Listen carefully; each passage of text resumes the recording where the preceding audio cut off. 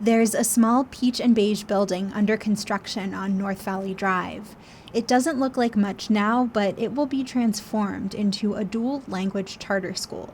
Students will learn in English and Spanish, and they'll study the indigenous language Nahuatl as a way to connect with their heritage. We are more than Cinco de Mayo and Chile and enchiladas. Lucia Veronica Carmona helped found the school, called Raíces del Saber, or Roots of Knowledge. She grew up in the borderlands. My grandparents are Raramuri people, indigenous from the mountains, are in Chihuahua. But she wasn't taught to embrace her family's history and roots. If anything, she learned to reject them. Our parents were living in the border, just telling us, be ashamed of who we are. And that led to a sense of disconnection. When you don't have the sense, that belonging sense, you don't know where to go. You're in the middle of nowhere. You're just floating up in the air. Carmona doesn't want other children to go through the same experience.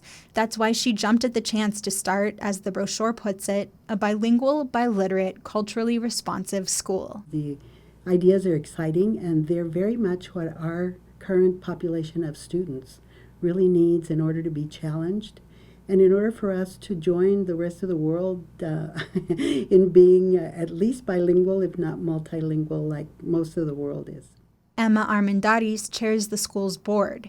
She's retired now, but worked as a bilingual teacher and administrator for decades.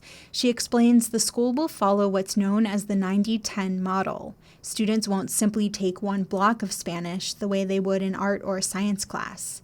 They'll learn core subjects in Spanish. Kinder and first, you teach 90% of the time in Spanish, 10% in English. Then as the children advance, second grade, it's 80-20, 70-30, up until fifth grade when it's 50-50. The dual language model really emphasizes the two languages as vehicles for instruction. Jennifer Hahn is Executive Director of Bilingual and Migrant Education for Las Cruces Public Schools. Not just to learn how to speak or to read and write, but actually using the Spanish language and the English language in order to impart content knowledge for our students. Hahn says this is a proven model, but it can be hard to implement. New Mexico and the country as a whole are facing a bilingual teacher shortage. That's partly because the position can be more demanding than other forms of teaching, without extra pay, incentives, or support. There are additional certification requirements, and teachers sometimes have to prepare curricula in 2 languages. It's pretty rare that a person is equally proficient in both languages. It's pretty rare. It happens, but it's pretty rare. So we, as dual language teachers, have to make sure that, oh my gosh, I really need to be able to use the correct terminology when I'm describing the water cycle to my students. I really need to understand the correct academic vocabulary for describing geometric concepts to a student. So it does take a lot of studying, it takes a lot of preparation.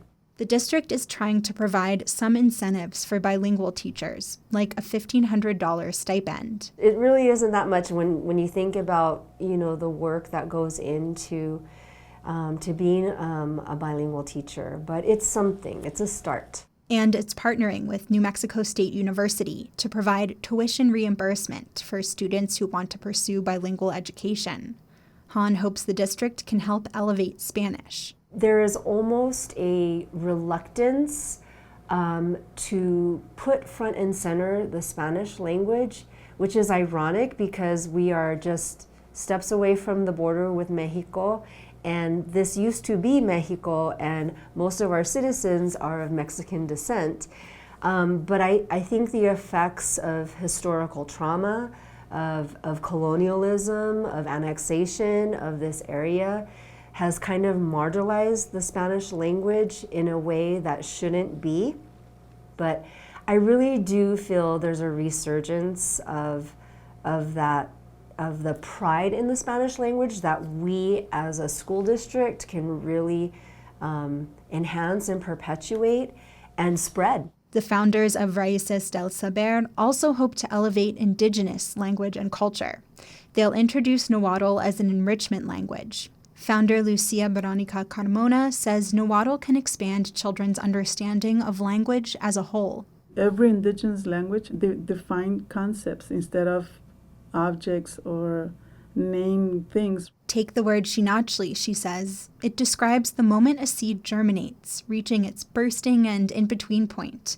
No longer a seed, but not yet a plant. Just mention Xinachtli, you're getting to a whole world of concepts, right? Carmona hopes the school instills students with a sense of pride in their culture, the pride she herself longed for as a child.